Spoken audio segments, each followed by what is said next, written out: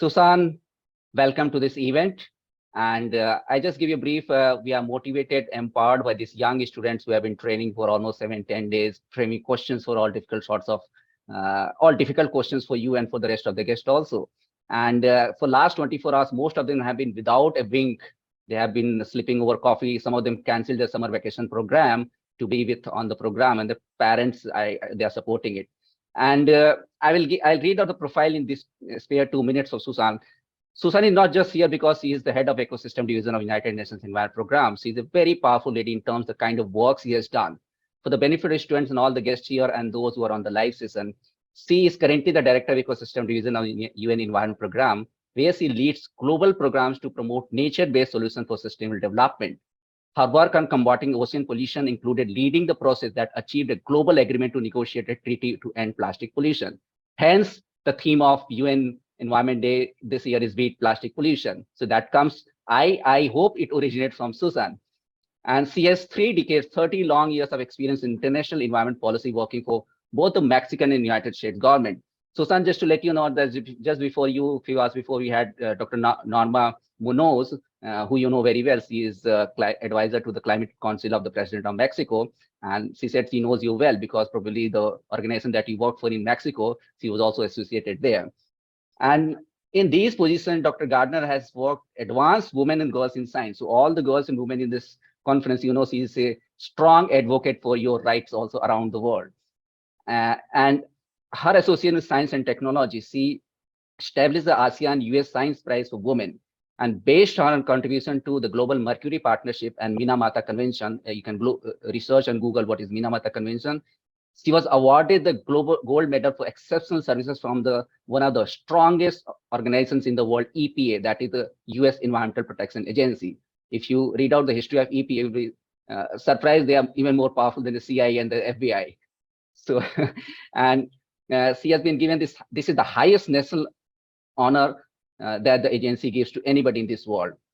Her research has generated over 30 publications, including a book and book chapters on topics related to natural resource management and sustainable development. So she is not just because she's the head of UNP, she's a very, very powerful leader. She has been like that for she's like inspiration to all the girls, young students and women around the world. You can follow in her footsteps or create your own footsteps, and she'll be supportive. Susan, I am so thankful to UNEP. I have some seeding questions for you also, to UNEP, not to you directly. UNEP has been very supportive of this program. When Ecosystem Decade on Restoration was launched in 2021, tagging Generation Restoration, Tim Christopherson was live from Kenya for half an hour with us, and he mentioned that it was one of the most happy programs that he ever attended during the entire day. And I know how busy UNEP is today on 5th June when the World Environment Day is being celebrated. And despite your occupation, several emails, you responded to me and you are on this program. Last year, we had Natalia Alexieva, who was attending 50 years of UNEP, and she was in Sweden, but she made sure that she sent a message to us. So I'm very supportive, very happy that UNEP is supportive of organizations like us. And I'll give you the concept of this 24-hour program. We started in 2020 when Corona happened, and we did not know what to do. So we had no physical conferences. That time we were celebrating 20 years of Environment Online, which originated in Finland. Mika is right here on your screen. And we thought about putting up a program of running around from the first tree planting ceremony in New Zealand, one of the islands near New Zealand, and then run it through the world. And it was successful. And then we thought we can create a platform for people who don't have access to exposure. I mean, lots of people get exposed to activities that their actions get highlighted, but they are young students who do a lot of work. They are not listened to, they're not heard to, and it has become the strongest platform.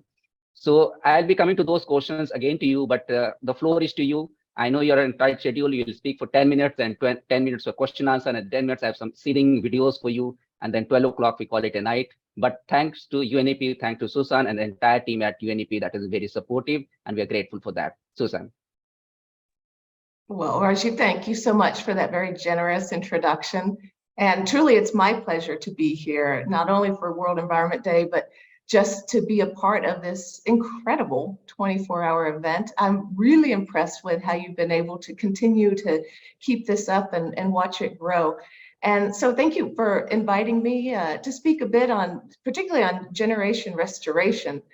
As you know, UNEP has led World Environment Day since 1973. And it is our moment to drive a global call for action for all of us. And right now, more than ever, we know that we need this clearly.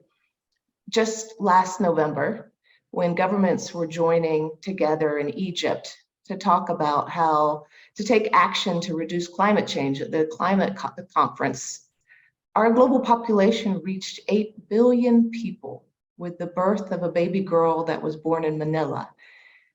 And so now our world has 8 billion people who have the right to shelter, to nutritious food, to clean water. And just last July, the UN General Assembly acknowledged the human right to a healthy environment. So it was at that meeting in Sharm el-Sheikh that the UN Secretary General asked, how will we answer when baby 8 billion is old enough to ask, what did you do for our world and for our planet when you had the chance? But he also said, the good news is that we know what to do, and we have the financial and technical tools to get the job done. So one of those tools that I'd like to talk about today is restoration. We need to not only sustainably manage and conserve what we have in the environment, what is still in good shape, but we also have to restore what we've lost. And it was 2 years ago on World Environment Day 2021 that we launched the UN Decade on Ecosystem Restoration that aims to reverse the damage that we've caused to nature. As you said, this is led by UNEP together with FAO, and the decade is designed to prevent, to stop, and reverse the degradation of ecosystems on every continent and in every ocean across the planet. And it's really created a global movement of #GenerationRestoration as a call for broad-based support to ramp up ecosystem restoration and put the world back on track for a sustainable future. You see, when we think about restoration, restoring ecosystems offers an incredible opportunity. Think about it, restoring forests slows climate change by absorbing carbon. Restoring landscapes creates productive soils for agriculture. Restoring vegetation can stabilize water resources that have benefits for communities in times of flooding, but as well as in times of drought. And restoring natural buffers creates a shield against the spread of zoonotic diseases. Restoration provides livelihoods for communities and helps build resilience of vulnerable communities. And every dollar that we invest in restoration creates up to $30 in economic benefits. If we are carefully planning and restoring 15%, just 15% of our converted lands, if we do that together with stopping any further destruction of natural ecosystems, we could avoid 60% of the anticipated species extinctions. But action right now matters, and these conversations you're having right now matters. At the moment, there's 1 million species at risk of extinction. Last December, at the conference of the Convention on Biological Diversity, close to 190 countries came together in Montreal to adopt the Combing Montreal Global Biodiversity Framework. And this was a milestone in the international efforts to halt and reverse the loss of biodiversity, like a new era for nature, in the same way that the 2015 Paris conference did for climate. This decision actually establishes for all of us this roadmap to ensure that by 2050, biodiversity is valued, conserved, and restored, and wisely used, so that we're maintaining ecosystem services and having benefits that are essential for all people. It lays out in this framework 23 action-oriented global targets, and it's describing what we need to do now, this decade, before 2030, to achieve this vision: conserving and sustainably using biodiversity, ensuring the fair and equitable sharing of benefits of the genetic resources of biodiversity, while providing the necessary means of implementation. So to align with this vision, there's a number of things that clearly need to be done, that's for sure. And so I just like to highlight 4 of those. First is that we need a food system transformation. Our food systems are deeply dependent on nature for ecosystem services. Think about soil nutrition, think about irrigation, pollination, pest control, and the whole range of ecosystem services that support food production. More than 75% of the world's food crops rely, at least in part, on pollination by insects or birds or other animals. And yet, the way we're producing food right now is responsible for about 60% of global biodiversity loss. So everyone wins when we transition our food systems to farming in a way that's more biodiversity supportive. And we're working at UNEP to develop some of those approaches, agroecological approaches that work with nature to support resilient and genetically diverse crop species or livestock and soil microbes for more productive fields, which produce more nutritious food and create better livelihoods for communities. Now, the second thing I want to talk about is in line with the focus of this year's World Environment Day and this theme of beat plastic pollution. Because we know we have to move away from the linear model where we take and then make and use and then dispose of things to a more circular approach that actually incentivizes reusing products and materials. Because currently there's an estimated 11 million tons of plastics that flows into the ocean every year. But research shows that if we use a comprehensive circular economy type approach, we could actually reduce the volume of plastic that enters the ocean by more than 80% over the next 20 years. And with those efforts, we could save governments $70 billion during that time frame. So again, it's a win-win. And last week, countries were all together in Paris to discuss how to put an end to plastic pollution. This meeting was a result of a historic resolution that was adopted last year at the UN Environment Assembly right here in Nairobi, where I'm talking to you from. And it calls for negotiation of an international legally binding instrument to address the full life cycle of plastics. We know this is the type of comprehensive approach that is needed to truly beat plastic pollution. The third thing I want to highlight is that we need massive shifts in financing. By 2030, investment in nature-based solutions needs to at least triple if the world's going to meet our biodiversity targets, but also our climate change and land degradation targets, and to really empower the full potential of ecosystem services for sustainable development.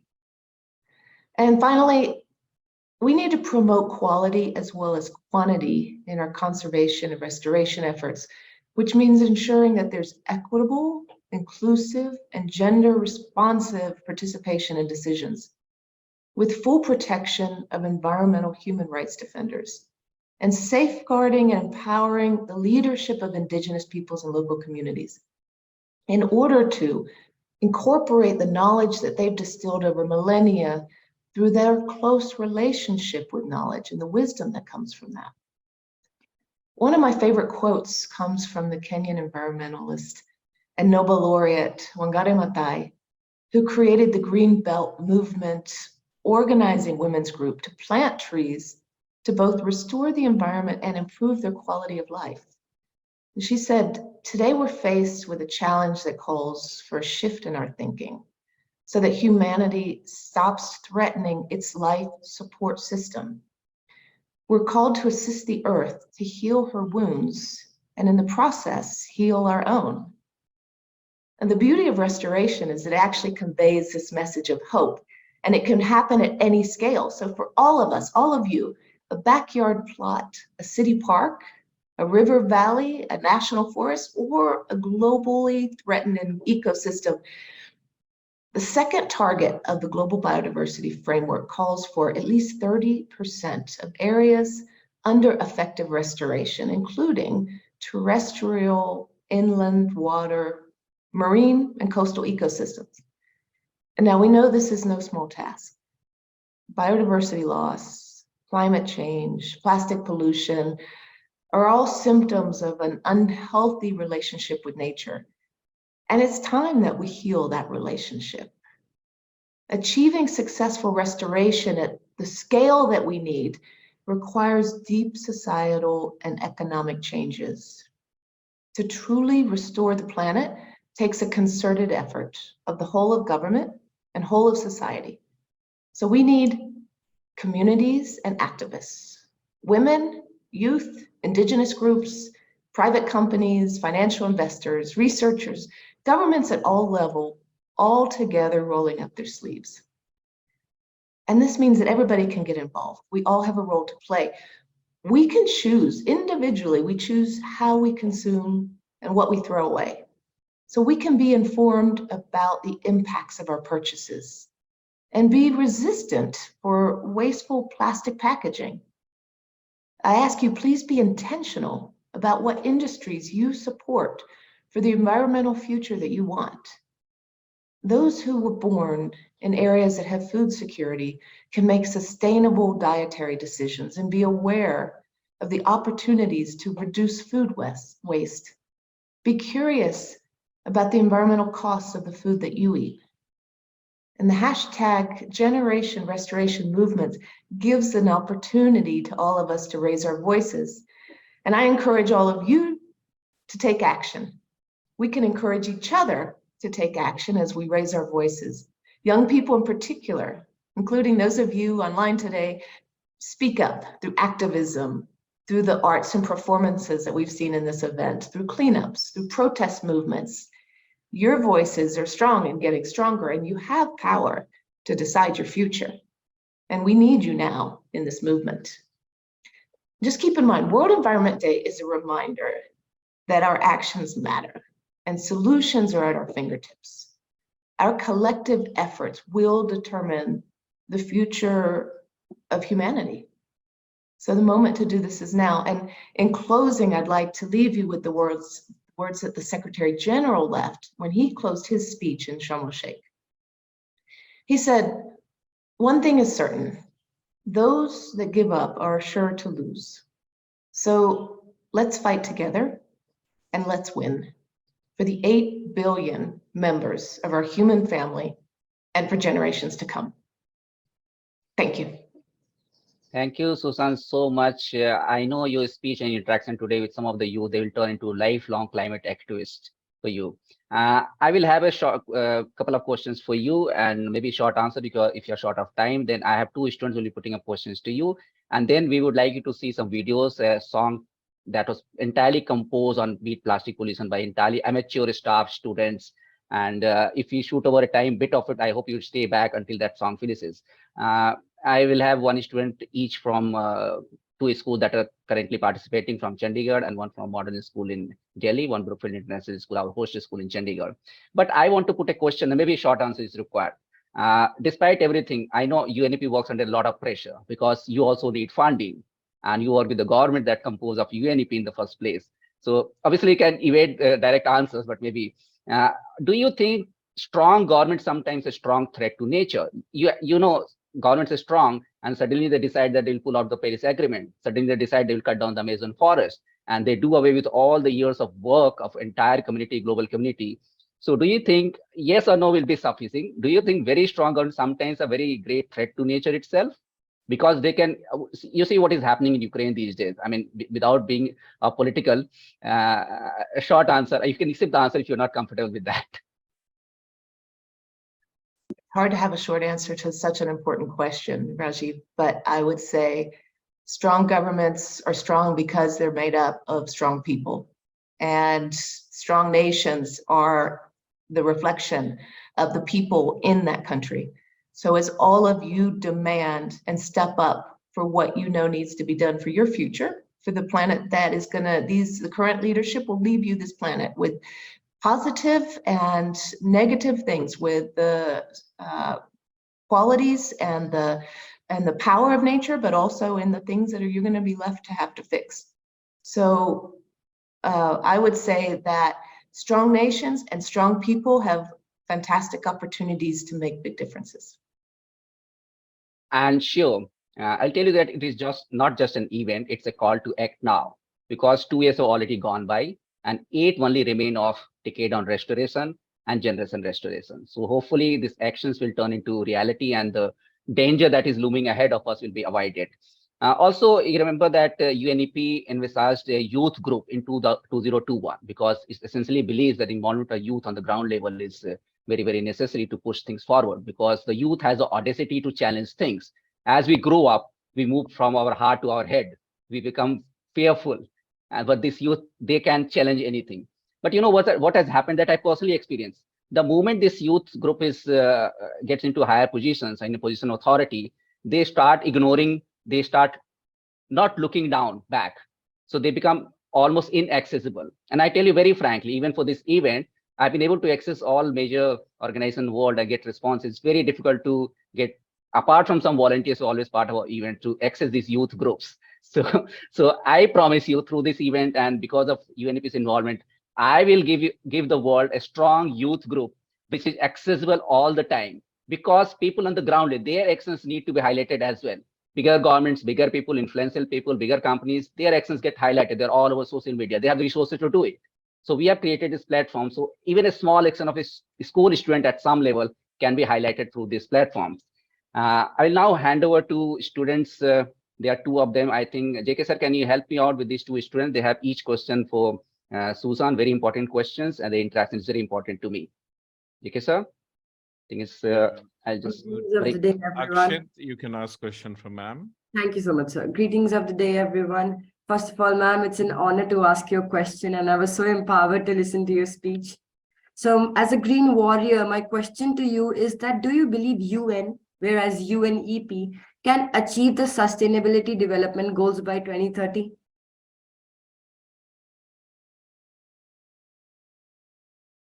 Great question. Well, the UN system, we're here to support member states. So the member states make the decision about what future they want, and they ask us to help them through convening, through bringing information, through helping to give advice. But we are a reflection of the ambition of the governments of the whole world. And so are we on track to complete the Sustainable Development Goals? No, not right now. And this fall will be a Sustainable Development Summit that the Secretary General is hosting in New York to draw attention to that. The Food Systems Summit just a couple years ago is having a stocktake moment this summer in Rome in July. And also to be taking stock of where we are on progress of what we said, what governments said they wanted to do, and how much progress they've achieved. And that's the role of the UN, is to help keep track of what governments want to achieve and the progress they're making, and design the pathways that governments can choose to take to get to the places where they know the world needs to go. So we have more to do, but we still have 7 years. So if we act now, we can really get ourselves much more closer to track. Thank you for that question. So much, thank you so much for your answer. Thank you, Susan, for using our key phrase. Secretary General also used the word act now in one of his liners quotations. We have been using that. And Barminda? Yes, sir. A very good morning from India, ma'am. It is an honor to be here with you. Thank you for your pearls of wisdom. Very enlightening speech.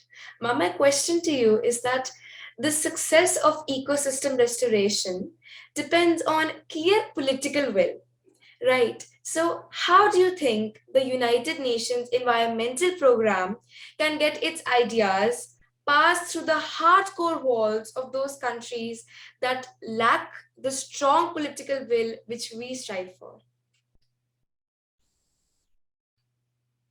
Well, part of it is conversations like this one, talking about it. Part of it is showing good information that is important for the governments in terms of their decisions. So we know that when you invest in nature, you actually have returns on that investment that benefit communities, local communities. And so it needs to be part of a development pathway. But governments need that information. So if they understand that they have two choices, they can create jobs in ways that destroy the environment, or they can create jobs that actually has a long-term benefit for the environment, and at the same time will create a whole lot of other co-benefits, then the economics of those decisions begin to shift. So one of the things we're trying to ensure that we're there to support countries with is giving them solutions that make sense for people as well as the environment and biodiversity, that help reduce climate change as well as help ensure reduction of pollution, and that are in the best economic and environmental and social interest of the country's development. When you can really make that case well to government and to society, then it makes it easier to make those decisions politically. Thank you, ma'am. Just one more question before we wrap up. Barminda, I'm so sorry because I have to interrupt. Susan has only 6 minutes left of her session, and then I want her to see videos which are around 10 to 12 minutes. But Susan, those videos are composed on Beat Plastic Pollution, entirely composed. And we also have a small clipping for last year's conference, which you could not, and Natalia did, only one at now. But before that, I request JK sir to put in a gallery mode. So you'll click a screenshot because these kids are going to frame it up and put in their drawing rooms and living rooms over there. So we'll take the screenshot. Sure. And we'll play out the videos. Sushan, the videos you watch till the end of it will exceed your session by 6 or 7 minutes. But hopefully you will stay back to see them. And then many, many thanks to UNEP. And I'll be getting in touch with you all over again. So JK sir, put in a gallery mode. Let us take a screenshot. Let us play out the video in the sequence that I gave you.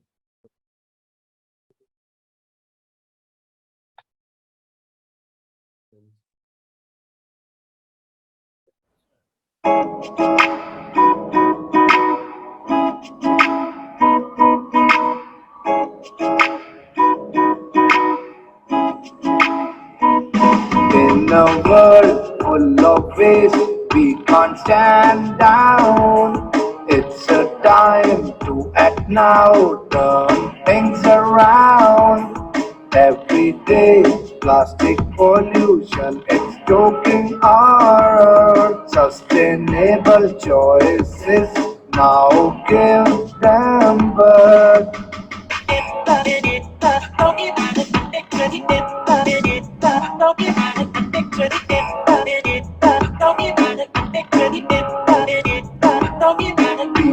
Change, yes we can. New generation take a stand. Make a difference every day. Together we'll find better ways.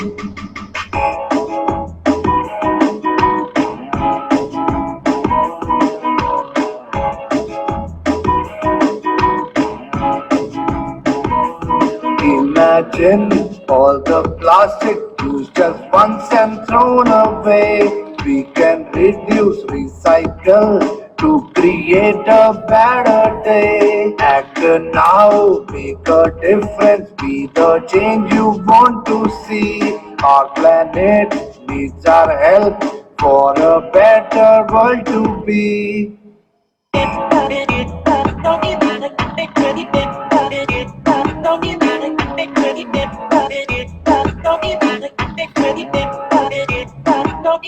Imagine all the creatures living without plastic waste. No more plastic in our oceans, planet's beauty will embrace. Be the change, yes we can. New generation take a stand. Make a difference every day. Together we'll find better ways. Come on, let's join together and take action. Don't delay. We can make a brighter future for a better world today.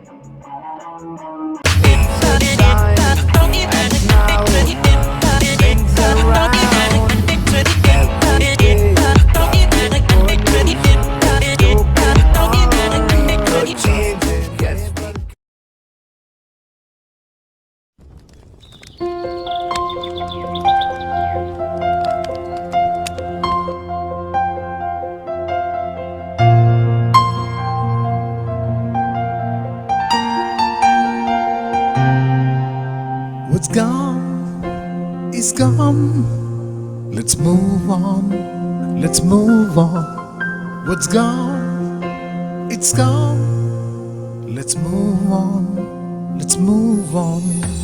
The forest turned into concrete. It's green then complete. The mountainside, the lake beside, the blue river and the folklore. Let us stow them all as about. and together we can. Together we can. What's gone is gone. Let's move on. Let's move on. What's gone? It's gone. Let's move on.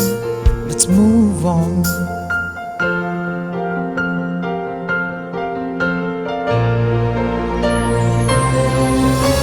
The mighty ocean, desert sand, the charm of the grassy field. Revive them now, revive them now. Is a call of the wild, is a call of the wild. And together we will, together we will. The truthful little canary, the break come to us daily. We will do it together, we will do it together. Together we will, together we will. What's gone is gone. Let's move on, let's move on. What's gone, it's gone.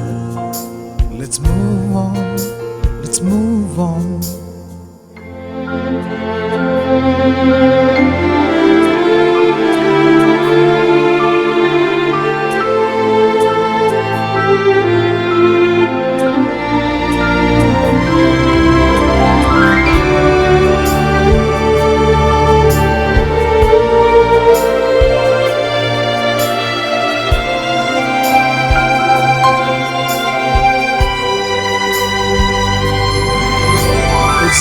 It's gone, let's move on. What we still have, let's blind on. We can make peace with nature. A generation, we can act now, and together we can. Together we can, and together we will. Together we will.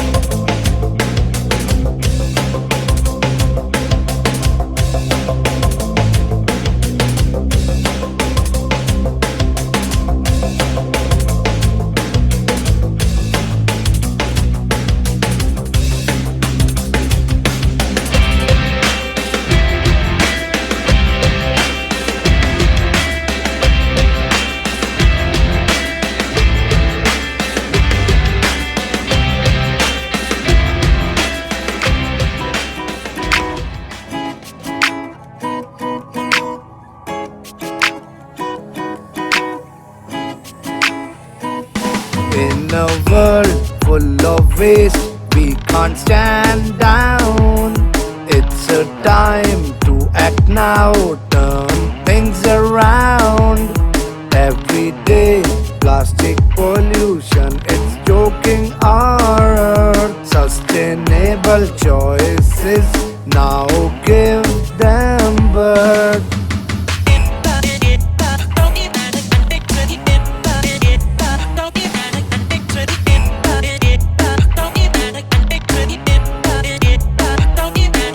The change, yes we can. New generation, take a stand. Make a difference every day. Together we'll find better way.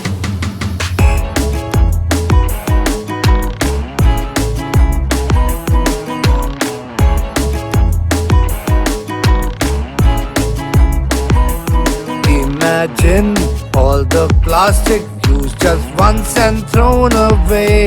We can reduce, recycle to create a better day. Act now, make a difference, be the change you want to see. Our planet needs our help for a better world to be.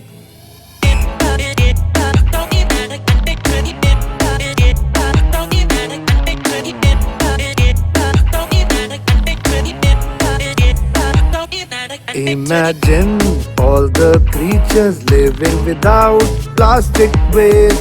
No more plastic in our oceans, planet's beauty will embrace. Be the change, yes we can.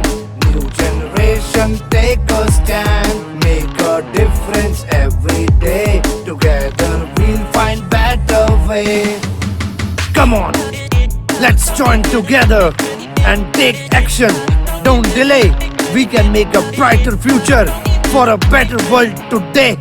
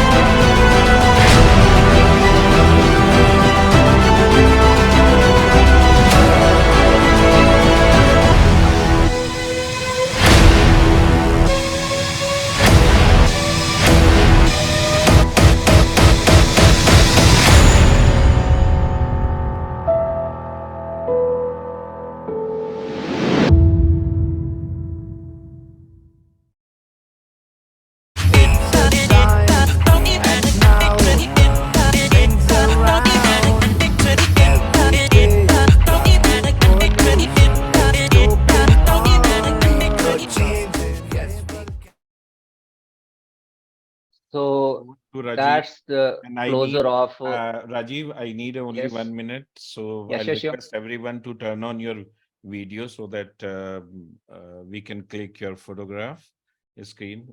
And till then, you can interact with ma'am. I need only a minute. Thank you. Thank you, Susan, so much. And I have some bad news for you. One of the girls on this panel has been bugging me for last 24 hours. She's targeting to replace you at UNEP in 30 years' time. I think that would be wonderful, and she can count on my support.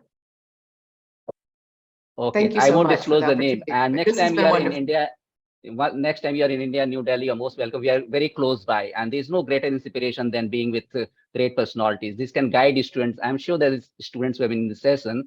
They will turn into climate activists all along their life. It's fantastic.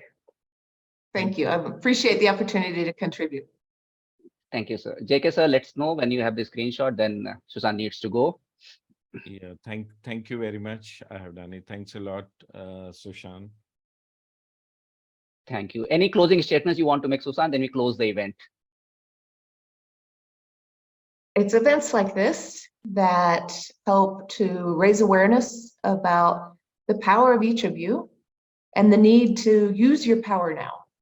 So I encourage you and congratulate you and thank you for these efforts that bring you all together and make a real impact and a real difference for the future we want. Thank you, Ajit.